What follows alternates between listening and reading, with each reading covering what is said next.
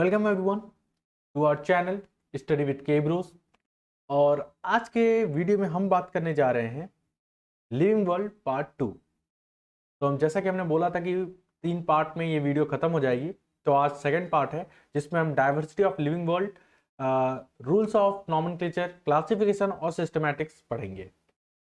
इस वीडियो में हम स्टार्ट करते हैं डाइवर्सिटी से। तो डाइवर्सिटी ऑफ लिविंग वर्ल्ड क्या है? डाइवर्सिटी का मतलब होता है वेरिएशन। लिविंग वर्ल्ड तो आप जो जीवित वस्तु आप जो देखते हैं आसपास वो सारी लिविंग वर्ल्ड है।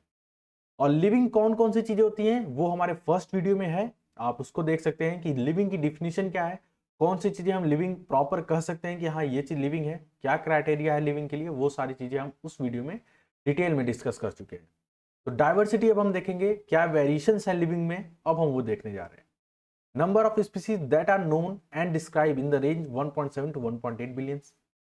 तो बहुत सी स्पीसीज हैं और उनका रेंज कितना है? 1.7 to 1.8 मिलियन। ठीक है, 1.7 से 1.8 मिलियन में उनकी रेंज है। ठीक है, इतनी उनकी रेंज है। This refers to biodiversity. ये किसको रिफर करते हैं? बायोडाइवर्सिटी को रिफर करते हैं। बायोडाइवर्सिटी क्या होता है? मतलब बायोलॉजिकल सिस्टम में कितनी वेरिएशन है, लिविंग वर्ल्ड में कितनी वेरिएशन है, उन्हें हम बायोडाइवर्सिटी बोलते हैं। तो range and variety of organism is different kinds of plants, animals and organism that you see represents species.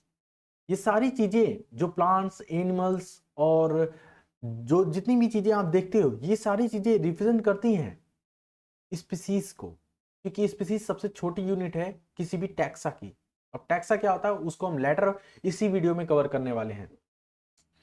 We know plants and animal in our area by local names. तो कोई भी plant हो या फिर animal हो हमारे local area में, उसे हम अलग तरीके से देखते हैं या उसको अलग तरीके से हम बुलाते हैं, वो हमारा लोकल नेम होता है। तो आपको याद रखना है लोकल नेम जो आपने डिराइव किया हुआ है। और अगर हम उसके लिए एक standardize, there is need to standardize a naming of living organism to process is called nomenclature. और अगर कोई साइंटिस्ट उसे एक स्टैंडर्डाइज नेमिंग करता है उसकी, तो उसे हम नॉमेनक्लेचर बोलते हैं। Naming is only possible when organism is described correctly and we know that the organism is named attached to। और नेमिंग कब हो सकती है? नॉमेनक्लेचर तभी पॉसिबल है जब उसको अच्छे से डिस्क्राइब कर दिया गया हो। जब तक हम किसी चीज को अच्छे से डिस्क्राइब नहीं कर सकते, हम उसको कैसे बताएंगे कि हम किस चीज की नेमिंग करने जा रहे हैं? तो इस वजह से किसी भी चीज की नेमिंग करने से पहले उसको अच्छे से डिस्क्राइब करना पता होना चाहिए, तभी हम उसको आइडेंटिफाई कर पाएंगे। तो सेकंड प्रोसेस है आइडेंटिफिकेशन, कि आप किसी चीज को आइडेंटिफाई करें। सेकंड, तो नॉमेनक्लेचर में सबसे पहला है आइडेंटिफिकेशन, कि हम उसको आइडेंटिफाई करें। Scientific naming to each known organism that is accepted to biologist.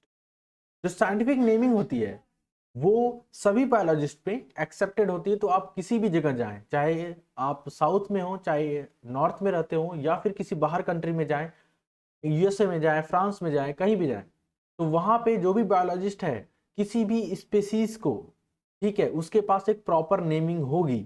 ठीक है, डॉग को वो एक स्पेसिफिक नेम से बुलाएगा, जो कि इंडिया में भी जो बायोलॉजिस्ट हैं उसे उसी नाम से बुलाएंगे। ठीक है, आगे हम नॉमेनक्लेचर करेंगे तो हम बताएंगे डॉग का जो साइंटिफिक नेम क्या है, कोबरा का क्या है, ठीक है, वेल का क्या है, कंगारू का क्या है, वो सारी चीजें डिस्कस करेंगे। तो फर्स्ट, फॉर प्लांट्स, अगर प्लांट्स के लिए तो सबसे इंपॉर्टेंट चीज है कि ये चीज कि ICBN ये प्लांट की नेमिंग करता है, international code for biological nomenclature. तो ये प्लांट्स की नेमिंग करता है। एनिमल्स के लिए जो नेमिंग करने वाली बॉडी है उसे हम international code of zoological nomenclature बोलते हैं, ICBN। Biologist follow universally accepted principal. जो बायोलॉजिस्ट होते हैं ऐसे ही किसी का नाम नहीं रख सकते हैं, ठीक है, उसके लिए एक कुछ प्रिंसिपल बनाए गए हैं। ठीक है, उसको रूल्स ऑफ नॉमेनक्लेचर में हम पढ़ेंगे। और provide the scientific name to organism, to components. जो बायोलॉजिस्ट होते हैं वो नेमिंग करते हैं 2 कंपोनेंट के बेसिस पे। पहला है generic name, species, epithet. Generic name genus होता है किसी भी इंडिविजुअल का, और स्पीसीज एपिथेट किसी भी ऑर्गेनिज्म का स्पीसीज डिटरमाइन करता है, ठीक है। तो यही दोनों कंपोनेंट मिला के बायोनॉमियल नॉमेनक्लेचर देते हैं, और जिसको दिया था कारोलस लीनियस ने, ठीक है। नेक्स्ट है रूल्स ऑफ नॉमेनक्लेचर, अब इसको पढ़ने जा रहे हैं हम। तो पहला रूल ये है कि biological names are generally in Latin written in italic. जो बायोलॉजिकल नेम्स होता है वो लैटिन में लिखा जाता है, और लैटिन में होता है और रिटन जो होता है वो इटैलिक्स में होता है। First word of biological name represent genus, पहला वर्ड जो बायोलॉजिकल नेम का होता है वो जीनस होता है, और सेकंड कंपोनेंट जो होता है वो होता है स्पीसीज एपिथेट, ठीक है। तो आपको याद होना कि जब भी हम पहला वर्ड लिखते हैं किसी भी बायोलॉजिकल नेम का, तो उसमें हम जीनस लिखते हैं, और सेकंड वर्ड जब हम लिखते हैं तो उसे हम स्पीसीज लिखते हैं। Both word biological name is hand written, दोनों अगर जब हैंड रिटन होते हैं तो हम उसको अंडरलाइन करते हैं, ठीक है। और लेकिन जब प्रिंट करेंगे तो हम उसको इटैलिक्स में प्रिंट करेंगे। मान लीजिए कंप्यूटर से प्रिंट करना है तो उसे हम इटैलिक्स में प्रिंट करते हैं। आपके बुक में इटैलिक्स में ही प्रिंट हुआ है, बट जब भी आपको कोई लिखने को बोलेगा किसी का साइंटिफिक नेम, तो आपको याद रखना है कि वो चीज अंडरलाइन हो। अब जो जीनस होता है वो स्टार्ट होता है कैपिटल लेटर से, और जो स्पीसीज होती है वो स्मॉल होता है, स्टार्ट होता है स्मॉल लेटर से। तो आपको याद रखना है मैग्नीफेरा का एम कैपिटल होता है, और इंडिका का आई जो स्मॉल। ये मैग्नीफेरा इंडिका किसका साइंटिफिक नेम है ये आपको कमेंट सेक्शन में मेंशन करना है। तो आगे है नेम ऑफ ऑथर। बहुत जगह कंफ्यूजन होती है कि नेम ऑफ ऑथर कहाँ दिया होता है। Name of author just next paragraph में दिया होता है एनसीईआरटी के, वो आपको देखना है। और ये स्पीसीज के बाद लिखते हैं, स्पीसीज एपिथेट के बाद लिखते हैं बायोलॉजिकल नेम के एंड में। और इसमें एब्रिविएशन फॉर्म आपको न पता हो तो आप कमेंट सेक्शन में पढ़ सकते हैं। हम जो भी जिसको भी एब्रिविएशन फॉर्म में दिक्कत आए वो मुझे बता सकता है। एब्रिविएशन फॉर्म सिंपल होता है कि शुरू का कुछ वर्ड लिखा जाता है उसमें, तो एब्रिविएशन फॉर्म हो जाता है वो चीज, ठीक है। नेक्स्ट स्लाइड चलते हैं, जिसमें हम आपको बताएंगे कि क्लासिफिकेशन क्या होता है और सिस्टमैटिक्स क्या होता है। तो रूल्स ऑफ नॉमेनक्लेचर आप समझ गए क्या क्या रूल्स थे। एक बार हम जल्दी से रिवाइज कर देते हैं कि जो बायोलॉजिकल नेम होना चाहिए वो लैटिन में होना चाहिए, जब लिखा जाए तो इटैलिक्स में। पहला वर्ड जो बायोलॉजी का होता है वो जीनस होता है, और सेकेंड कंपोनेंट जो होता है वो स्पीसीज एपिथेट होता है या फिर स्पीसीज होता है। Both words biological name hand written होना चाहिए, दोनों वर्ड जो होता है बायोलॉजिकल नेम का वो हैंड रिटन होना चाहिए, ठीक है।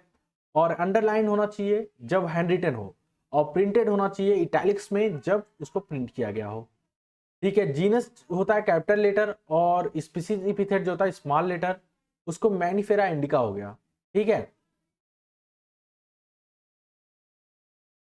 ओके, तो अब हम जो पढ़ने जा रहे हैं वो है क्लासिफिकेशन और सिस्टमैटिक्स। तो क्लासिफिकेशन और सिस्टमैटिक्स हम पढ़ने जा रहे हैं, ठीक है। तो classification is a process by which anything is grouped into a convenient categories based on early observable characters। हम क्लासिफिकेशन तभी कर सकते हैं जब हम उसके कैरेक्टर्स को अच्छे से ऑब्जर्व कर पाए। तो हम किसी चीज को किसी ग्रुप में डालते हैं, ठीक है, उनकी हम ग्रुप करते हैं उसको कन्वेनियंट कैटेगरीज में। जो भी हमारे पास कैटेगरीज हैं हम उसमें बांटते हैं। उसके जो भी ऑब्जर्वेबल कैरेक्टर्स हैं, जो भी हम उसे देख के, जो भी हम उसे एनाटॉमी और मॉर्फोलॉजी उसकी स्टडी करके हम उसके कैरेक्टर्स को डिफाइन करते हैं, पता लगाते हैं कि कौन कौन से कैरेक्टर्स इस पर्टिकुलर स्पीसीज में हैं, उसको हम ग्रुप करते हैं अपने कैटेगरीज में, ठीक है। जैसे obviously each one of us will see dogs and cats. अगर मैं आपसे कहूं कि डॉग, तो आप क्या सोचेंगे? आप सोचोगे डॉग, ठीक है। कैट तो सोचोगे नहीं, तो सेम चीजें यहां लिखी हुई हैं। अब लेकिन मैं अगर बोलूं अस्लांटियंस, तो तुम्हें नहीं समझ में आएगा कि अस्लांटियंस क्या है, क्योंकि वो चीजें एग्जिस्ट नहीं करती हो, तुम्हारे ब्रेन ने उसे कभी ऑब्जर्व ही नहीं किया है, कभी उस तरह के कैरेक्टर्स को देखा ही नहीं है, ठीक है। लेकिन डॉग के कैरेक्टर्स पता है तुम्हें कि ब्राउन कलर का होगा, और मतलब डॉग जैसा होगा, ठीक है। उसकी जो भी कैरेक्टर्स हैं, उसके क्लॉज होंगे, तो वो सारी चीजें आपको दिमाग में आ जाती हैं। नेक्स्ट चीज dog, cats, mammal, wheat, rice, plant, ये सारी चीजें जो मैं आपको बोल रहा हूँ, अगर आपके दिमाग में इमेज क्लिक हो रही है तो ये सारी एक कैटेगरी है, ठीक है। डॉग, कैट या किसकी कैटेगरी है? मैमल्स की कैटेगरी है। व्हीट, राइस, प्लांट्स की कैटेगरी है, ठीक है। और मैमल भी किसकी कैटेगरी है? एनिमल की कैटेगरी है। तो सारी चीजें एक हायरार्की में बटी हुई हैं, ठीक है, एक स्टेप ऑर्डर में बटा हुआ है। हाँ, और हम इसका यूज करते हैं किसी भी ऑर्गेनिज्म को स्टडी करने के लिए। Scientific term to categories are taxa.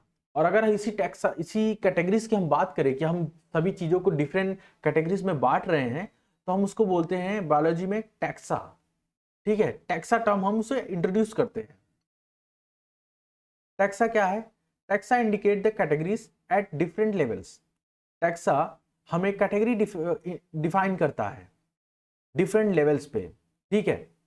जैसे डॉग है, ये भी एक टैक्सा है। टैक्सा मतलब एक लेवल।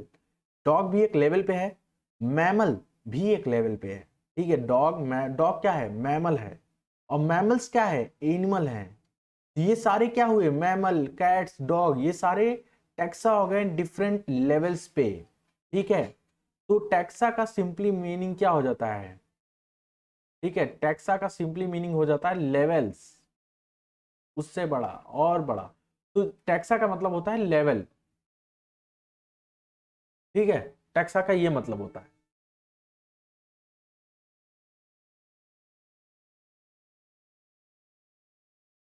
चलिए आगे चलते हैं।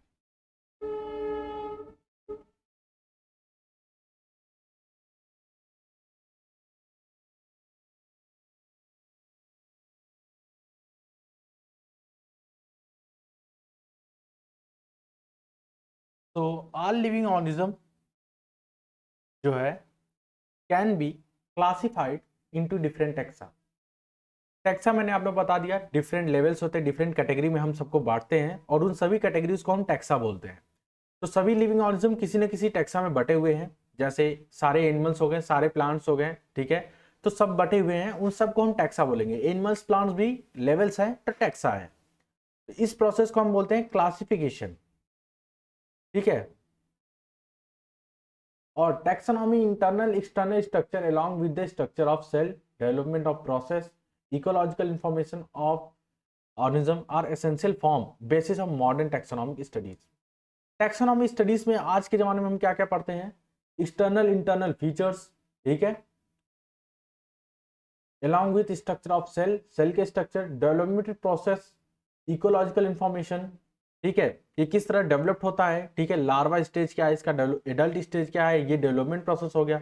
इकोलॉजिकल इंफॉर्मेशन, किस इकोलॉजी में, किस हैबिटेट में, नीच में ये रह रहा है, ठीक है। और इसेंशियल फॉर्म, ये जो है उसका इसेंशियल फॉर्म कौन सा है, क्या रोल है इकोलॉजी में, वो सारी चीजें हम टैक्सोनॉमी में स्टडी करते हैं। Systematics, the word systematics is derived from the Latin word systema. जो सिस्टमैटिक्स है वो वर्ड डिराइव किया गया है सिस्टमा से। इसका मतलब होता है अरेंजमेंट। जो सिस्टमैटिक का वर्ड का मतलब होता है वो है arrangement. Knowing more about the different kinds of organism and their diversities but also the relationship among them. Systematics में सिर्फ हम उसकी डाइवर्सिटीज को डील नहीं करते हैं, हम उसके इवोल्यूशनरी रिलेशनशिप को भी पढ़ते हैं, तो इसे हम सिस्टमैटिक्स बोलते हैं। Systematics take into account evolutionary relationship between the organism. और सिस्टमैटिक्स क्या होता है? इवोल्यूशनरी रिलेशनशिप, मतलब आपके इवोल्यूशन किस तरह हुआ किसी स्पीसीज में, वो सारी चीजें भी कौन डील करता है? सिस्टमैटिक्स डील करता है। तो सिस्टमैटिक्स हमेशा याद रखें डील्स विथ, ठीक है, diversity but also the evolutionary relationship among them. तो बहुत सारे जो ऑर्गेनिज्म है उनकी डाइवर्सिटी भी देखता है और साथ ही साथ किससे किसका रिलेशनशिप है इवोल्यूशन के थ्रू, वो भी हम सिस्टमैटिक्स में पढ़ते हैं। Thank you. और आज की वीडियो में इतना ही, और इस वीडियो का जो नोट्स है वो आपको डिस्क्रिप्शन में मिल ही जाएगा, ठीक है। चैनल को लाइक करें, सब्सक्राइब करें, और अगर कोई डाउट है, कोई कमेंट्स है तो आप उसको पोस्ट कर सकते हैं, कोई सजेशन है आप उसको भी कमेंट बॉक्स में डाल सकते हैं। Thank you. और पढ़ते रहें, ठीक है, मेहनत करते रहें।